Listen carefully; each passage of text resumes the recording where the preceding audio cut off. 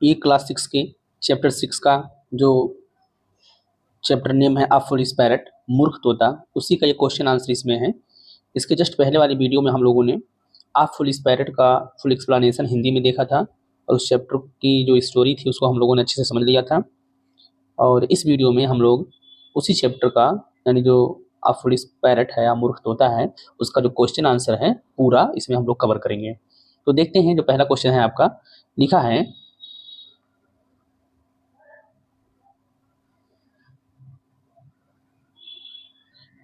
है कि what did the parrot see in the new part of the forest. What did the parrot see, तोते ने क्या देखा, in the new part of the forest, जंगल के उस नए हिस्से में तोते ने क्या क्या देखा। क्योंकि हमको पता है, स्टोरी में हमने पढ़ा था, एक दिन तोता उड़ते उड़ते कहाँ चला गया था, जंगल के एक नए हिस्से में चला गया था। तो वहां पर उसने क्या क्या चीजें देखी थी वही पूछ रहा है। तो आंसर है the parrot saw many new things, हमने पढ़ा था ना उसमें। तो उसने उस क्षेत्र में यानी जंगल के उस हिस्से में कई नई चीजें देखी एंड मेनी न्यू फ्रूट्स, और ढेर सारे नए नए फल देखे। कहाँ देखा, in the new part of the forest, जंगल के उस नए हिस्से में। अगला क्वेश्चन है what did the parrot begin to tell to the owl, parrot ने उल्लू को क्या क्या बताना शुरू किया। पैरट मतलब तोता, बिगिन मतलब शुरू करना, टेल मतलब बताना, और किसको भाई, आउल मतलब उल्लू को। तो तोते ने उल्लू को क्या क्या बताना शुरू किया। देखिए उसमें इसका उत्तर क्या है। The parrot began to tell the owl about the new things and fruits it had seen in the forest. तोते ने उल्लू को बताना शुरू किया, अबाउट मतलब बारे में, किसके बारे में बताना उसने शुरू किया, न्यू थिंग्स एंड फ्रूट्स, नई नई चीजें और फल के बारे में बताना शुरू किया। It had seen in the forest मतलब हो गया जंगल में जो उसने देखी थी, मतलब उस नए हिस्से में उसने जो नई नई चीजें और नए नए फल फ्रूट देखे थे उसी के बारे में तोते ने उल्लू को बताना शुरू किया। अगला क्वेश्चन है what did the owl warn the parrot. Owl मतलब उल्लू, वार्न मतलब चेतावनी देना, पैरट मतलब तोते को। उल्लू ने पैरट को क्या चेतावनी दी, इसका आंसर देखेंगे। The owl warn the parrot not to eat the colourful fruits, उसने क्या बताया था उल्लू ने तोते को कि वो क्या करेगा, कलरफुल फ्रूट्स को नहीं खाएगा। बिकॉज मतलब क्योंकि, इसके पीछे कारण क्या था, उसने ऐसा क्यों कहा था कि कलरफुल रंग बिरंगे देखने वाली चीजों को मत खाना। Most poisonous fruits have the most attractive colour, क्योंकि ज्यादा जो जहरीले फ्रूट थे, यानी पॉइजनस मतलब जहरीला, फ्रूट मतलब फल, मोस्ट मतलब अधिक, जो ज्यादातर जहरीले फल थे वो क्या थे, मोस्ट अट्रैक्टिव कलर, वो ज्यादा आकर्षक थे कलर में, रंग बिरंगे थे, मतलब है ना, मतलब मोह लेने वाले वो थे।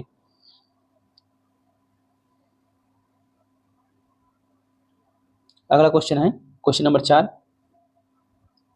कह रहा कि what did the parrot think about the owl when it was hangry. जब तोता भूखा था तो उसने उल्लू के बारे में क्या सोचा। पैरट मतलब तोता, थिंक मतलब सोचा, अबाउट मतलब बारे में, किसके बारे में, आउल मतलब उल्लू के, व्हेन मतलब जब, वाज मतलब था, हंगरी मतलब भूखा। जब तोता भूखा था तो उसने उल्लू के बारे में क्या सोचा। तो देखते हैं क्या सोचा था उसने। पैरट थॉट, पैरट ने सोचा, दैट मतलब कि द आउल वाज फुलिश, उसने क्या सोचा था जब वो भूखा था, कि उल्लू मूर्ख था। फुलिश मतलब मूर्ख, उल्लू मतलब आउल मीन्स उल्लू। And did not know about the fruits, और उसको फल के बारे में जानकारी नहीं थी। बिकॉज मतलब क्योंकि it usually flu around at night, क्योंकि ये तो हमेशा कब उड़ता है, रात में उड़ता है। जब उसको भूख लगी थी तोते को, जब वो खाने के लिए आगे बढ़ा तो क्या सोचता है कि उल्लू ने जो उसे बताया था कि अट्रैक्टिव कलर वाले फ्रूट्स को मत खाना, वो ऐसा हो ही नहीं सकता है क्योंकि उसको रात में कलर वगैरह दिखता ही नहीं है, वो तो मूर्ख है, यही सोच के वो खा लेता है। फिर आगे लिखा है how did the parrot die. How मतलब कैसे, पैरट मतलब तोता, डाई मतलब मरा, तोता कैसे मरा। देखते हैं कैसे मरा था। आंसर क्या है, the parrot at the poisonous crimson red fruit and died. Parrot मतलब तोता, एट मीन्स खा लिया, पॉइजनस मतलब जहरीला, क्रिम्सन रेड मतलब गाढ़ा लाल रंग का, फ्रूट मतलब फल। हमने पढ़ा था ना, ब्लैकबेरीज देखता है एक वो, और एक क्रिम्सन रेड वाला कोई फ्रूट था उसको देखता है जिसमें ज्यादा अट्रैक्टिव था तो इसको खा लेता है, तो वही क्या हो जाता है, डाइड मतलब मर जाता है। ये क्वेश्चन आंसर आपका खत्म हो गया। अब चलेंगे फिल इन द ब्लैंक्स में हम लोग। इसमें देखेंगे क्या लिखा है, फिल इन द ब्लैंक्स मतलब खाली स्थानों की पूर्ति करिए।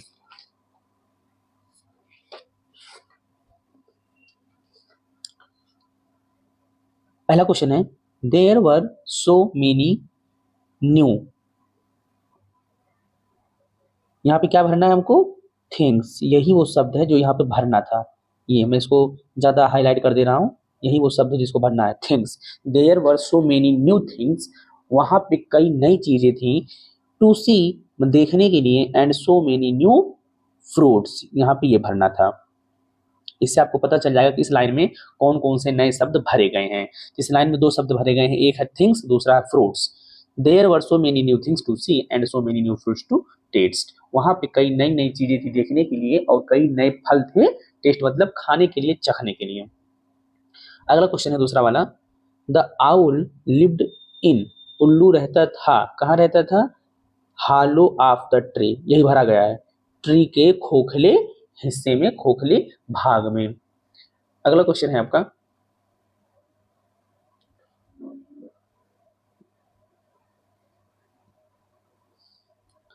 तीसरा क्वेश्चन, आफ्टर सम टाइम मतलब कुछ समय बाद, the parrot began to feel, क्या फील कर रहा था वो कुछ समय बाद, हंग्री मतलब भूखा, यही शब्द भरा गया इस लाइन में। कुछ समय बाद पैरट को भूख महसूस हुई, अर्थात भूख लगी। चौथा क्वेश्चन है आपका, seeing the black colours of the berries, seeing मतलब होता है देख कर, ब्लैक कलर मतलब काले रंग, किसके काले रंग, ऑफ द बेरीज, यानी वही जो उसने जामुन देखे थे उसके काले रंग को देखकर, the parrot thought, parrot thought मतलब सोचता है, पैरट मीन्स तोता, तोता सोचता है, दैट मतलब कि दे वर मस्ट बी पॉइजनस, क्या वो हो सकते हैं, जहरीले हो सकते हैं, पॉइजनस मतलब जहरीले। यहाँ पे देखिए दो शब्द भरे गए हैं, एक है बेरीज और दूसरा है पॉइजनस। देखिए मैं इसको नीचे ज्यादा रेड कलर का गाढ़ा रंग कर देता हूँ, इससे आपको पता चल जाएगा ये दोनों शब्द इस लाइन में भरे गए हैं। पांचवा क्वेश्चन है आपका, the black berries which the parrot had thought poisonous, black berries मतलब हो गया जामुन, व्हिच मतलब जिसके बारे में या जिसे, पैरट हैड थॉट, पैरट ने सोचा, क्या सोचा था कि वो क्या थे, पॉइजनस मतलब जहरीले थे। तोता ही सोचा था ना, ब्लैक बेरीज जो था वो क्या था, जहरीला था, लेकिन वो था क्या, वर डिलीशियस, वो क्या था, स्वादिष्ट था। यहाँ पे क्या भरा जाएगा, डिलीशियस। सबको समझ में आ रहा है। अब आगे चलते हैं हम लोग, ये ट्रू फॉल्स पे मतलब सही गलत पे चलते हैं हम लोग। यहाँ देखिए पहला क्वेश्चन है आपका, the owl told the parrot to eat any fruit, owl मतलब उल्लू, टोल्ड मीन्स कहा, द पैरट मतलब तोते को, टू ईट मतलब खाने के लिए, एनी मतलब कोई भी, और फ्रूट मतलब फल। उल्लू ने तोते को कोई भी फल खाने के लिए कहा, बताइए ऐसा कहा था उसने, गलत ये है। देखिए इसका समझ आ गया है मैंने, गलत है ये, क्योंकि उल्लू ने तो मना किया था कि ज्यादा अट्रैक्टिव चीजों को नहीं खाना है, क्योंकि यहाँ पे अट्रैक्टिव मतलब आकर्षित चीजें क्या है, जहरीली हैं। दूसरा है, the parrot did not have proper knowledge of fruit, तोते को प्रॉपर मतलब सही, नॉलेज मतलब जानकारी, ऑफ फ्रूट मतलब फल का, तोते को फल के बारे में सही जानकारी नहीं थी। ये देखिए एकदम बात सही है, अगर उसको सही बात जानकारी पता होती तो वो इधर उधर मतलब गलत सलत फल खा के मरता ही नहीं, तो उसको फल के बारे में जानकारी नहीं थी। तीसरा क्वेश्चन है, द पैरट थॉट, तोते ने सोचा, दैट मतलब कि the owl flu at night, कि जो तोता है सॉरी उल्लू है वो क्या करता है, फ्लू मतलब उड़ता है, एट नाइट मतलब रात में, so it was not familiar with the colours, इसलिए उसे कलर्स मतलब रंगों की, फैमिलियर मतलब जानकारी कह सकते हैं यहाँ पे, नहीं थी। तोता क्या सोचा था कि उल्लू जो है रात में उड़ता है, इसलिए उसे कलर्स की जानकारी नहीं थी। ये देखिए सही बात है, देखिए ये बुक से है, तोता क्या है क्या नहीं उससे मतलब नहीं, बुक से संबंधित ये सेंटेंस है, तो बुक में यही लिखा गया था ना कि तोता सोचता है कि उल्लू तो रात में उड़ता है, इसलिए उसको रंग या टेस्ट वगैरह इसके बारे में ज्यादा अच्छे से जानकारी नहीं है, ये बात सही है। अगला क्वेश्चन है, the parrot did not pay any heed to the owl's word, parrot मतलब तोता,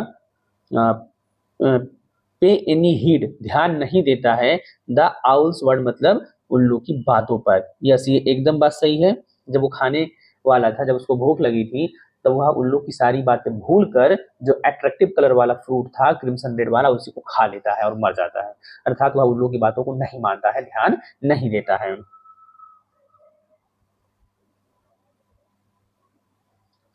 अगला क्वेश्चन है लास्ट वाला ये ट्रू फॉल्स का, लिखा है the parrot died of hunger, parrot means तोता, डाइड मतलब मर गया, ऑफ हंगर मतलब होता है भूख से। बताइए वो भूख से मरा था? गलत है ये, वो भूख से नहीं बल्कि खाने से मरा था। सच तो ये है, अगर उसने उसको नहीं खाया होता तो वो जिंदा रहता। अगला देखिए क्वेश्चन क्या है, मेक द सेंटेंस, वाक्य बनाइए। जैसे हम लोग हिंदी में पढ़ते हैं वाक्य प्रयोग करिए या वाक्य बनाइए, दिए गए शब्दों से वाक्य बनाइए, तो वैसे ही यहाँ पे लिखा रहता है इंग्लिश में मेक द सेंटेंसेस। ठीक है, चलिए पहला शब्द आपके सामने क्या है, पीप्ड। पीप्ड मतलब होता है झांका या झांकना। तो उसी से संबंधित हम लोग एक सेंटेंस बना दिए हैं जो बुक से ही है। आपको ध्यान होगा जब वो उल्लू उड़ते उड़ते जाके बैठता है एक हॉलो मतलब एक ट्री पे, तो उसी एक हॉलो जगह था मतलब खोखला जगह, उसमें से उल्लू निकल के आता है। पहले झांकता है तब निकल के आता है, तो उसी सेंटेंस को मैंने यहाँ पे लिख दिया है। द आउल पीप्ड आउट, उल्लू बाहर झांका, टू सी मतलब देखने के लिए, who was making such a noise, कि इस प्रकार की आवाज कौन कर रहा है। दूसरा क्वेश्चन है आपका फैमिलियर। फैमिलियर का मतलब होता है जिससे हम लोग मतलब परिचित रहते हैं, है ना।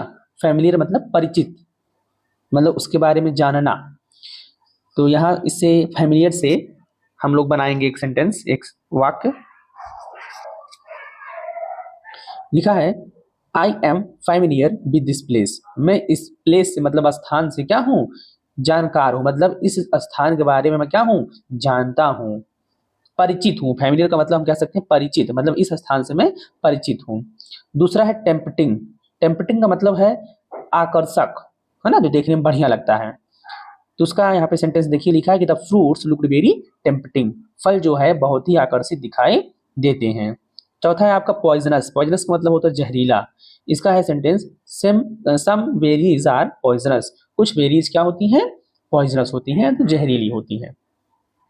देखिए यहाँ पे एक बात बताना चाहूंगा मैं कि ये जो मेक सेंटेंस रहता है, ऐसा नहीं कि वो सेंटेंस आपका उस चैप्टर से ही आए, आप कुछ भी अपने मन से भी लिख सकते हो।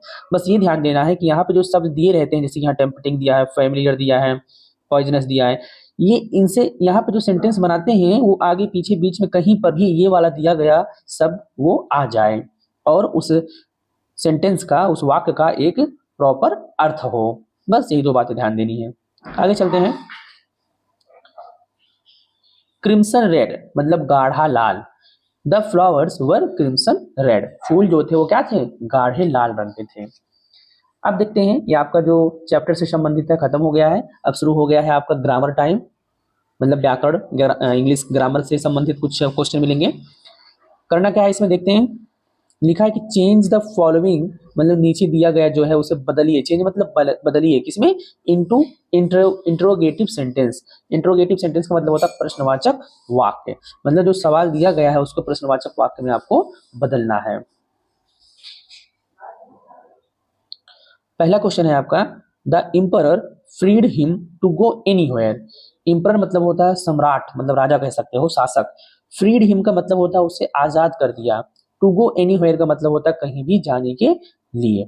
अब इसका जो बनेगा ये इंट्रोगेटिव सेंटेंस, वो कैसे बनेगा देखिए यहाँ पे। डिड द एम्परर मतलब क्या राजा ने यानी शासक ने, सम्राट ने, फ्री हिम उसे आजाद कर दिया। फ्री मतलब छोड़ देना, आजाद कर देना, हिम मतलब उसे, टू गो एनीवेयर कहीं भी जाने के लिए। देखिए इंट्रोगेटिव सेंटेंस का मतलब ही होता है क्या, प्रश्नवाचक वाक्य, मतलब एक ऐसा वाक्य जो क्या करता हो, प्रश्न पूछता हो, सवाल पूछता हो। तो इसका अर्थ देखिए क्या लिखा है कि did the emperor free him to go anywhere, क्या शासक ने उसे छोड़ दिया, उसे आजाद कर दिया कहीं भी जाने के लिए। अगला है the tiger came nearer and nearer, चीता जो था वो नजदीक और नजदीक आया। तो सवाल कैसे बनेगा कि did the tiger come nearer and nearer, क्या बाघ जो है, जो चीता है वो पास और पास आ गया।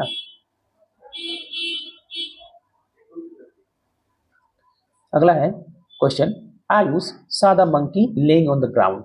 आयुष ने बंदर देखा जो क्या था, लेइंग मतलब लेटा हुआ था, ऑन द ग्राउंड मतलब जमीन पर, यानी आयुष ने जमीन पर लेटा हुआ बंदर देखा। सवाल कैसे बनेगा, मतलब इसका इंट्रोगेटिव सेंटेंस कैसे बनेगा कि क्या आयुष ने जमीन पर लेटा हुआ बंदर देखा, तो उसी को इंग्लिश में कैसे लिखा जाएगा कि did Ayush see the monkey lying on the ground. चौथा है the Roman emperor was considered to be the most powerful man on the earth. Roman emperor मतलब रोमन के जो शासक थे उनको क्या बोला जाता है कि वो क्या थे, मोस्ट पावरफुल, सबसे ताकतवर मैन मतलब आदमी थे, ऑन द अर्थ मतलब धरती पर। तो क्या हो जाएगा इसका question, was the Roman emperor considered to be the most powerful man on the earth? क्या रोमन एम्परर को धरती का मोस्ट पावरफुल मतलब सबसे अधिक पावरफुल आदमी कहा जाता है?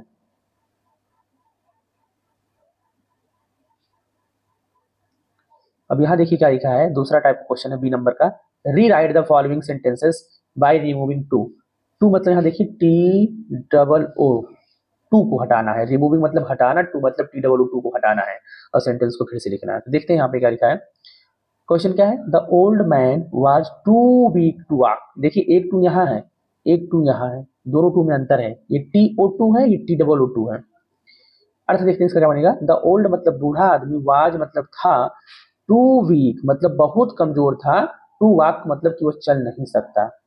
अब कहोगे इसमें नो तो नहीं आया है, नॉट नहीं आया है, तो नहीं कैसे इसका अर्थ हो रहा है? तो इसका अर्थ ऐसे निकलता है कि बूढ़ा आदमी इतना कमजोर था कि वह चल नहीं सकता।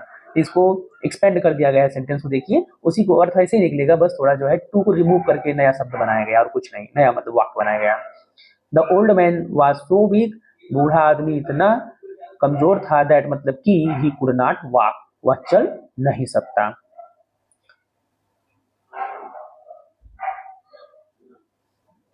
क्वेश्चन नंबर 2 है, Krishna was too frightened. Krishna बहुत डर गया था, to climb upon a tree, पेड़ पर चढ़कर, मतलब इतना डर गया था कि पेड़ पर चढ़ नहीं सका।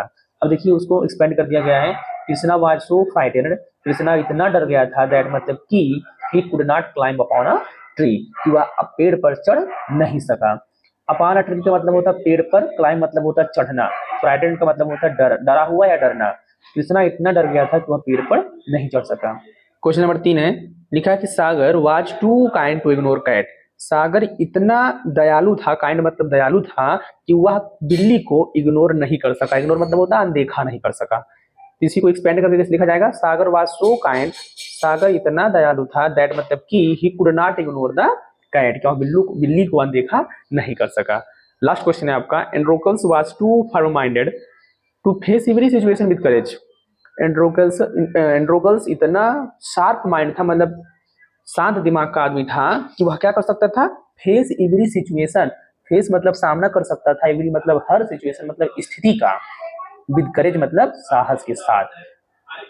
अब इसका देखिए एक्सपेंडेड फॉर्म कैसे होगा, एंड्रोकल्स वाज सो फार्म माइंडेड, एंड्रोकल्स बहुत शार्प माइंड था, मतलब शांत दिमाग का था, तेज दिमाग का था, दैट मतलब कि he could face every situation with करेज, कि वह हर एक सिचुएशन मतलब स्थिति का फेस मतलब सामना कर सकता था, कैसे, विद करेज, करेज का मतलब होता है साहस के साथ।